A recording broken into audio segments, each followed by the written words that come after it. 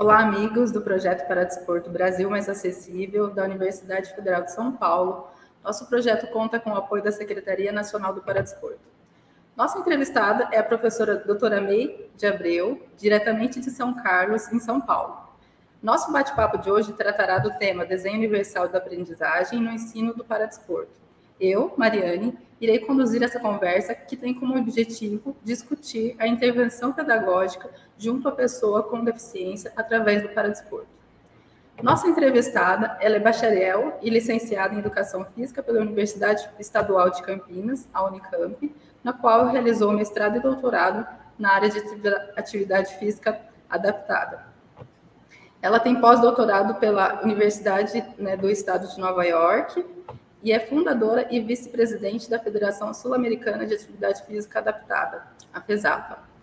Ela ainda é representante da América do Sul junto à Federação Internacional de Atividade Física Adaptada, a IFAPA, e é membro da Sociedade Brasileira de Atividade Motora Adaptada, a SUBAMA. Atua como professora associada no Departamento de Educação Física e Motricidade Humana e no Programa de Pós-Graduação em Educação Especial da Universidade Federal de São Carlos, coordenando o Núcleo de Estudos em Atividade Física Adaptada, o NEAFA, e os projetos de extensão relacionados com a área. Bom, professora, muito obrigada por aceitar nosso convite para essa conversa sobre o paradesporto. Seja muito bem-vinda. Boa tarde, Mariane, André e todos os que estão nos ouvindo. Eu agradeço muito o convite por estar aqui falando um pouquinho sobre o desenho universal para a aprendizagem no ensino do paradesporto, e agradeço, então, essa oportunidade ao Paradesporto Brasil Mais Acessível. E aproveito para me audiodescrever também. Eu sou uma mulher de 53 anos, pele clara, cabelos longos, antes ruivos, agora um pouco platinados, tenho olhos claros, uso óculos para leitura e estou vestindo uma blusa preta. Estou à sua disposição, Mari. Obrigada, professora. Bom, a gente gostaria que você começasse contando para a gente um pouquinho de onde surgiu o Desenho Universal para a Aprendizagem, ou o DUA, e como ele pode fazer valer o ensino de pessoas com deficiência. Tá. Bom, o DUA, ele foi inspirado em um conceito desenvolvido na área de arquitetura, o qual pressupõe acessibilidade para todos desde o princípio. Então, um exemplo mais comum que a gente dá sobre desenho universal no âmbito da arquitetura é uma rampa, por exemplo. A rampa, ela não foi desenhada especificamente para uma pessoa usuária de cadeira de rodas. No entanto, ao favorecer a pessoa com deficiência, ela favorece também um idoso que faz uso de andador, uma mãe de bebê com um carrinho, outras pessoas com dificuldade de locomoção, enfim. O desenho universal, ele é voltado para todas as pessoas, E, ao contrário de outras abordagens de ensino, nas quais a gente vem se baseando nos últimos anos, dentro da área de atividade física adaptada e do esporte, o DUA, que é o desenho universal voltado para a aprendizagem, ele não foi desenvolvido especificamente para pessoas com deficiência, mas os estudos que estão fundamentando essa ciência têm demonstrado que ele pode, sim, também ser uma boa alternativa para pessoas com deficiências e com transtornos globais do desenvolvimento. E pensando nisso, o que diferencia, então, o DUA das demais abordagens de ensino na atividade física adaptada e do paradesporto? Nas últimas 3 décadas, a atividade física e os esportes adaptados, eles têm se baseado numa abordagem de ensino que a gente chama de instrução diferenciada, o ID. O que consiste essa instrução diferenciada? Uma vez considerado elegível, como público-alvo da educação especial, essa pessoa, nos países orientados à educação inclusiva, passam a ter direito a alguns recursos especiais para o seu processo de aprendizagem, Então, o primeiro deles é o plano de ensino individualizado. Esse plano de ensino individualizado é construído por uma equipe multidisciplinar, né, juntamente com os estudantes com deficiência e os familiares, e junto eles constroem um plano de ação, né, onde são identificados, por meio de avaliações, os níveis de apoio desse indivíduo em cada uma das diferentes disciplinas do currículo, né, e essa pessoa passa a ter assegurado, em todo o seu processo educacional, direitos que garantam a permanência e o pleno desenvolvimento dele na escola, né. A instrução diferenciada, ela se baseia no âmbito da educação física e dos esportes, principalmente por adaptações, que a gente vem tanto falando, né, adaptações nos materiais, nas regras, no espaço físico. Acontece que a instrução diferenciada, ela é direcionada para as necessidades especiais daquele estudante, né, e como cada estudante é único, o que é construído para um aluno, digamos assim, não necessariamente atende à necessidade do outro, né? Então, basicamente, a diferença é que, na instrução diferenciada, o processo de ensino é voltado para as especificidades de um único aluno, né? E aqui no DUA, não. O DUA, ele vai compreender a variabilidade de todas as pessoas envolvidas no processo educacional, tá? Perfeito, professora. E quais que são os princípios fundamentais envolvidos no DUA, né? E como os mesmos, né, podem ser aplicados à atividade física adaptada e o paradesporto? Tá. Então, o DUA, ele é baseado nas evidências da neurociência, né?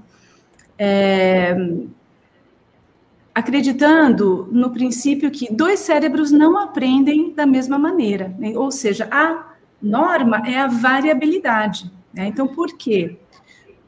As pessoas são tão únicas quanto as suas próprias impressões digitais, né?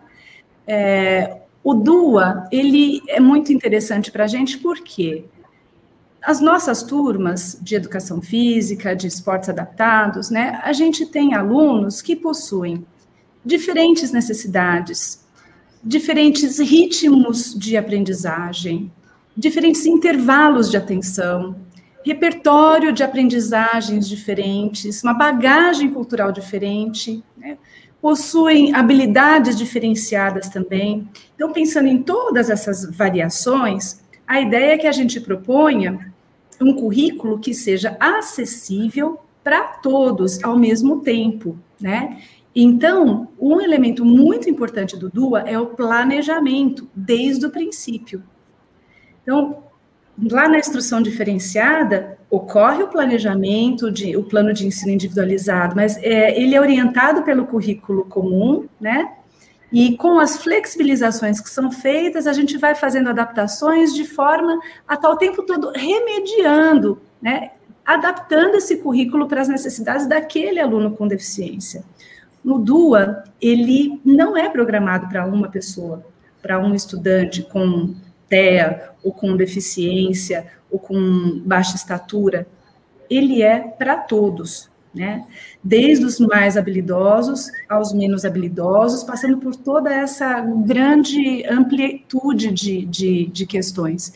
Então, a ideia é desenhar um currículo universal e acessível desde o princípio. Essas são as palavras-chave quando a gente fala em DUA. Então, a gente vai tentar remover todas as barreiras para a aprendizagem, considerando essa variabilidade neurológica dos aprendizes, né? É muito comum, a gente antes falava em estilos de ensino, né? E aqui no DUA, a gente vai passar a se preocupar com os estilos de aprendizagem, tá? Então, vamos falar um pouquinho sobre esses elementos fundamentais aí do DUA.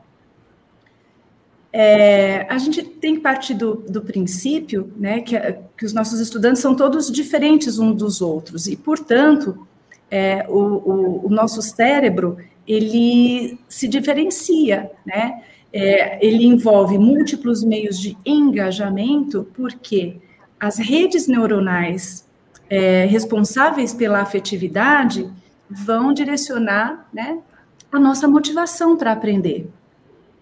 Também temos aí os múltiplos meios de representação, porque cada estudante tem redes neurais de reconhecimento distintas, né? E múltiplos meios de ação e expressão. Eu vou dar alguns exemplos aqui para tentar tornar isso um pouco tentar ilustrar isso de uma forma mais adequada, né? Então, quando a gente fala em diferentes meios de engajamento, a gente sabe que o afeto é um elemento crucial para o aprendizado, né, e que os alunos diferem acentuadamente na maneira pela qual eles podem ser engajados ou motivados a aprender. Então, o professor de educação física, ele vai procurar compreender essas variações individuais, né, e tentar otimizar o nível de envolvimento por meio de técnicas motivacionais, incentivando sempre e variando o arranjo das aulas para acolher, né, a maior variedade possível desses alunos. Tá? Então, às vezes, a gente pode usar quadros motivacionais, a gente pode usar música como um elemento de motivacional, a gente pode tentar favorecer as interações pessoais entre os alunos por meio do uso de um colega tutor, tá? Então, a gente vai procurar estratégias aí para envolver os alunos, né, para que essa aprendizagem tenha um significado, tenha um sentido especial para ele. O segundo elemento, o segundo princípio do DUA, são os meios de representação. Então, a gente tem que considerar também que os estudantes diferem nas formas como eles percebem e compreendem as informações, né? Alguns alunos são mais visuais, outros se prendem mais à informação auditiva e sonora, uma explicação detalhada de um exercício, outros são mais sinestésico-táteis, tá? Então, o professor de educação física, ele vai procurar fornecer informações durante as aulas que possam ser aprendidas por diferentes canais perceptivos, né? Porque se eu só faço uma demonstração do exercício, eu não atendo, por exemplo, uma criança que não enxerga, porque ela não está vendo o professor, né? Se eu só faço a descrição verbal, eu deixo de atender uma criança que se beneficia mais pelo estímulo visual, né? E assim por diante. Então, é importante combinar, né, essas formas de representação, lembrando que a gente pode ter alunos que não enxergam, alunos com curtos espaços de atenção, né? A gente pode ter alunos que não ouvem e precisam, por exemplo, de um intérprete de Libras, ou uma criança com deficiência intelectual profunda e precisa de uma prancha de comunicação. Enfim, a gente tem que procurar representar as nossas atividades das formas mais diversificadas possíveis para que a gente consiga atender a toda essa variabilidade dos nossos estudantes, né? E, por fim, a gente tem aí os meios de ação e expressão, porque os nossos alunos, eles também diferem nas maneiras como eles podem navegar pelo espaço físico, pelo ambiente, e na forma como eles se expressam também, né? Então, é importante a gente disponibilizar para os alunos a maior variedade possível de alternativas para desempenhar uma determinada tarefa, tá? Então, se eu não enxergo, como é que eu posso me locomover na quadra, ou na sala de dança, ou na piscina? Se eu faço uso de uma cadeira de rodas, como é que eu posso fazer essa atividade, né? Então, a gente tem que disponibilizar para as pessoas o maior número de elementos para que eles possam navegar e se expressar no ambiente de várias formas possíveis. Tá? Perfeito, professora. E pensando nisso, quando a gente pensa lá nos modelos educacionais, né, o modelo que a gente vê hoje, né, o modelo biopsicossocial, ele se relaciona com o DUA? A gente pode fazer alguma relação, né, com essa questão? Podemos sim, Mari, porque o modelo biopsicossocial, ele contempla essa questão, né, dos micros, meso e macroambientes. Ele considera o indivíduo, o ambiente e a tarefa e as interfaces entre eles. Então, é sim possível a gente pensar nessa perspectiva, né? Para tentar ilustrar um pouco, porque eu sei que esse monte de conceito não é muito fácil da gente visualizar numa situação de ensino do paradesporto, né? Vou lembrar, por exemplo, quando eu estava coletando os meus dados, né, no pós-doc, no interior de Nova York, e comecei a me deparar com os primeiros indícios, os primeiros vestígios de uma instrução universalmente desenhada, né? E me chamou muito a atenção, porque foi um dia, era uma aula de uma quinta série, eu acompanhava especificamente uma garota de 12 anos, que tinha mielomeningocele e era usuária de cadeira de rodas, e eu estava acompanhando aquela garota. Mas, né, na turma dela, tinham outras crianças também, com outras situações, entre eles, um rapaz com baixa estatura. E aí eu nunca vou esquecer desse dia, porque a unidade que estava sendo trabalhada era o ensino do voleibol. Então eu entrei no ginásio, os dois professores das duas turmas tinham unificado os grupos, né, e dividiram o ginásio em 3 quadras de voleibol. Uma com a altura da rede usual, convencional, uma com uma rede mais baixa e uma terceira com uma altura intermediária, né?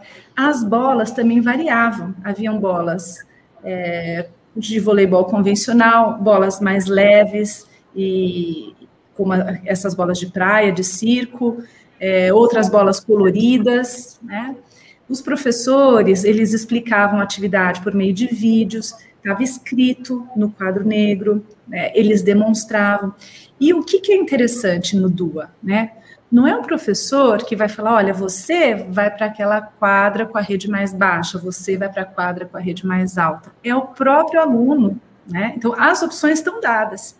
É o aluno que vai se enxergar nessa situação e vai se dirigir àquilo que mais está de acordo com as possibilidades dele, né? Então, me chamou muito a atenção porque esse rapazinho com baixa estatura, ele era extremamente competitivo e muito hábil, né? E ele não teve dúvida, ele foi para a quadra com a rede mais alta e pontuava, né? Então isso rompe os nossos paradigmas, né? A garotinha com espinha bífida que eu estava acompanhando preferiu ir para a quadra com a rede de voleibol numa altura mais baixa, né?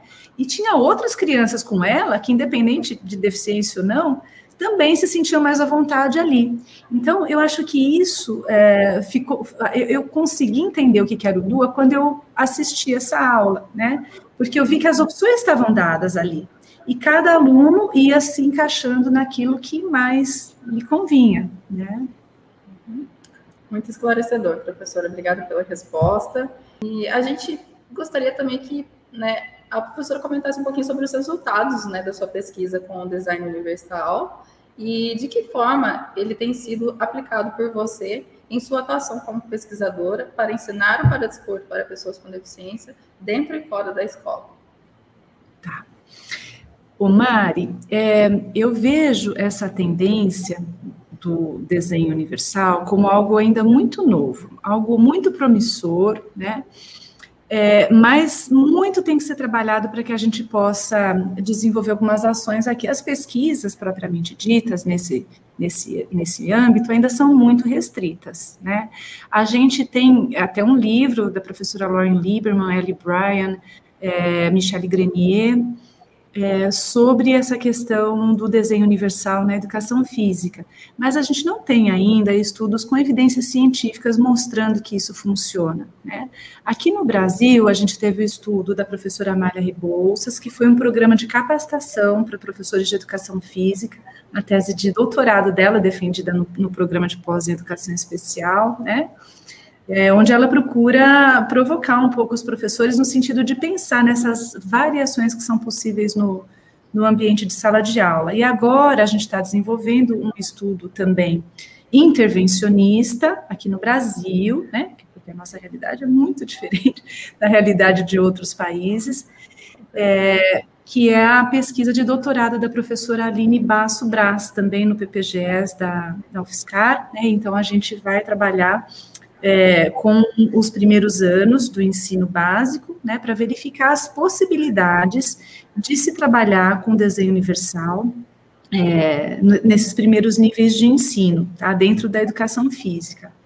Então, eu ainda vejo essas pesquisas como muito iniciais, necessárias, mas a gente está ainda num momento muito embrionário, né, então precisamos de mais estudos, principalmente intervencionistas, né, para a gente entender realmente os efeitos disso para a pessoa que está em situação de aprendizagem, tá?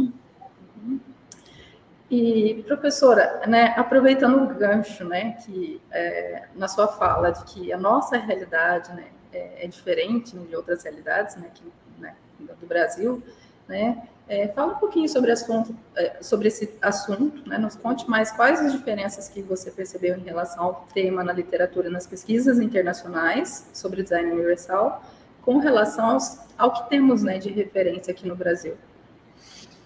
Olha, na verdade, nós não temos estudos, muitos estudos com bases e evidências científicas sobre o DUA, né? O que eu identifiquei no meu estudo de 2019 foi, assim, eu até preferi chamar de instrução universalmente desenhada, porque eu nem tive condições de acessar o planejamento dos professores para saber o quanto realmente aqueles indícios estavam previstos no plano, ou se eles foram mais ou menos por acaso, sabe? Então, a gente ainda está num momento muito inicial de pesquisas, né? E tanto internacionais como aqui no Brasil também, tá? A gente, infelizmente, aqui, a gente tem uma tendência tanto nacional como internacional, no âmbito quando a gente estuda inclusão, né? As pesquisas se centram mais numa perspectiva diagnóstica e assumem um papel, né, assim, de denúncia da realidade escolar, sempre execrando o professor, acabando com a formação profissional, acabando com as condições de ensino. A gente sabe que a nossa realidade não nos favorece muito e que a gente tem que adotar uma abordagem sistêmica, né? Não adianta a gente só responsabilizar o professor de educação física, que muitas vezes intervém sozinho, não tem condições materiais, físicas, não tem apoio, não tem suporte, né? Para desempenhar as atividades com um pouco mais de segurança e adequação. Então, é preciso que a gente ainda pense em construções, né, sistêmicas, que a gente pense principalmente na perspectiva da colaboração entre os profissionais, né, para que, de alguma forma, a gente consiga caminhar nessa direção aqui no Brasil. Então, a gente ainda está iniciando nas pesquisas, tá? Nós não temos muitos achados, não, e posso falar para você, tenho certeza que a Amália e a Aline, que estão estudando isso a fundo também, a gente não tem muitas evidências científicas na área de DUA e paradesporto, ou DUA e educação física escolar. Muito obrigada, professor, pela resposta, né? Agora, entrando na área que você possui um vasto conhecimento, que é o ensino para pessoas com deficiência visual, gostaríamos que você contasse quais são as estratégias pedagógicas usadas para ensinar o paradesporto para esse público e quais têm sido os desafios encontrados nesse percurso. Bom, esse é tema para um outro podcast, né? Uhum. Mas basicamente, assim, a gente pensa, né? Agora eu não consigo mais deixar de pensar nessa perspectiva do DUA e enxergar algumas coisas que a gente já fazia sobre uma outra ótica agora, né? Então, por exemplo, pensando em crianças que possuem baixa visão ou cegueira total e que não conseguem fazer uso da visão nas aulas de educação física, o que é importante, né? A gente usar meios de representação diversificados. Então, eu tenho quadrinhas táteis, maquetes de quadras táteis, eu uso muitos objetos para representar, eu procuro melhorar a qualidade da minha descrição verbal. Quando necessário, eu dou apoio tátil-sinestésico para que eles possam compreender o movimento. Então, procuro, né, aproveitar das redes de reconhecimento dos meus alunos e variar o máximo possível esses meios de representação, né? No âmbito da ação e expressão, a gente procura promover variações aí nas aulas, a gente não chama mais de adaptações, né? Mas a gente procura variar o tempo que o aluno tem para desenvolver essa tarefa, a gente procura variar o espaço físico, proporcionando para eles pistas táteis, sonoras, no meio ambiente, que possa favorecer a navegação e orientação dele pelo espaço. A gente procura fazer o uso de materiais bastante diversificados, com cores diferentes, com superfícies contrastantes, com som no interior das bolas ou dos materiais, né?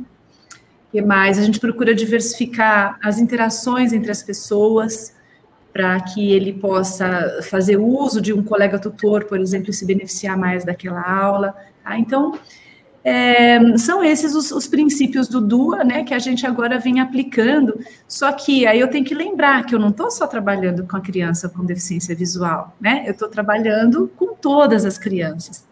Então, isso implica em, às vezes, lembrar que junto com essa criança com deficiência visual, eu posso ter um usuário de cadeira de rodas, eu posso ter uma criança com comprometimento intelectual ou com dificuldades de comunicação, enfim, eu tenho que pensar, né, em todo esse espectro dos meus aprendizes.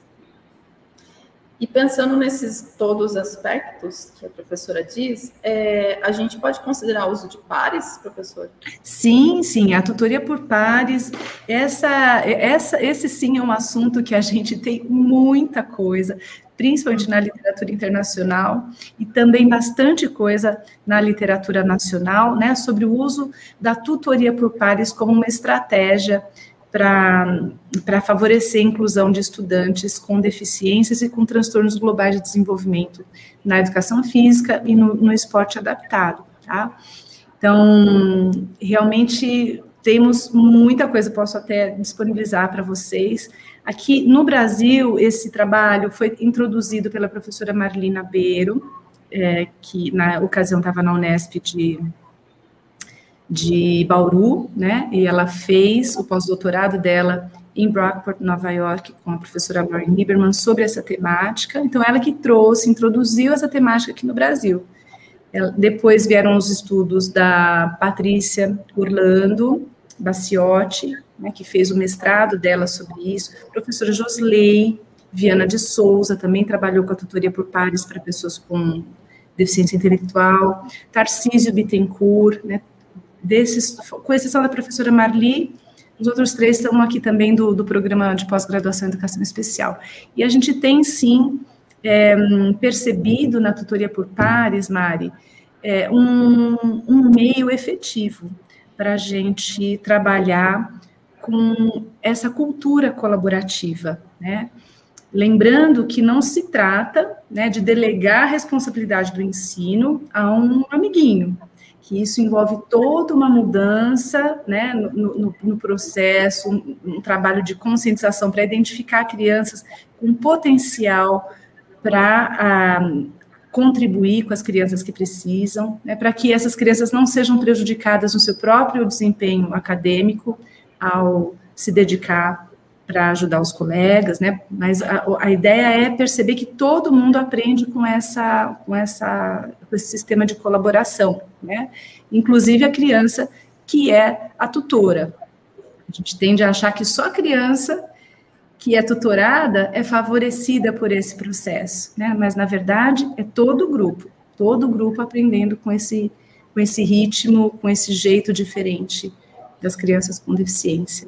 Professora, poderia contar quais as estratégias pedagógicas vocês, da UFSCar, estão utilizando para realizar o Núcleo de Desenvolvimento de Esportes de Inverno? Ok. Bem, nós tivemos a felicidade, né, de encontrar na Confederação Brasileira de Desportos na Neve um apoio muito grande A gente vem desenvolvendo essa parceria desde 2018 e agora com o suporte e financiamento da Secretaria Nacional de Esporte de Alto Rendimento, do Ministério da Cidadania. E a gente tem um núcleo aqui em São Carlos que é voltado ao ensino, à iniciação esportiva de crianças com e sem deficiências, jovens, adultos também, e também para o treinamento de atletas que já estão em desenvolvimento na modalidade ao longo desses anos. Acho que, por estratégia, né, a gente poderia destacar aqui o uso dos roller skis. Então, para quem não tem muita familiaridade com os esportes de neve, a gente está falando aqui do para-esqui cross-country, né, que é uma modalidade de esqui que depende de uma variabilidade na altimetria do terreno. Obviamente, aqui no Brasil, né, com exceções de algumas cidadezinhas e algumas épocas muito específicas do ano, a gente não tem neve. Então, a gente faz uso de roller skis, que são esquis com rodinhas, né, e que permitem o deslize sobre superfícies asfálticas. E o uso desses equipamentos, ele permite simular uma condição muito parecida com o treino do para-esqui cross-country, tá? Os rapazes também têm desenvolvido, o pessoal que já está mais adiantado, também faz uso do mountain board. Então, as pessoas com deficiência física competem sentadas em assentos, né, e esse assento é fixado tanto no roller ski ou no mountain board, né, e eles fazem a propulsão com os membros superiores. Tem outras categorias que praticam a modalidade em pé, né? Então, de acordo com a condição de cada um, a gente vai entendendo quais são as necessidades dessa pessoa para promover as adaptações necessárias para a aprendizagem do esqui, tá? E aí, a ideia, né, a gente começa no asfalto, eventualmente vai para outros terrenos irregulares, como aqui a gente tem o cerrado, né, com piso de terra, e depois a gente faz a transição para a neve, tá? Ok. Professora, ainda, né, a senhora poderia nos dar 2 dicas de materiais de leitura sobre essas temáticas abordadas anteriormente aqui no nosso bate-papo?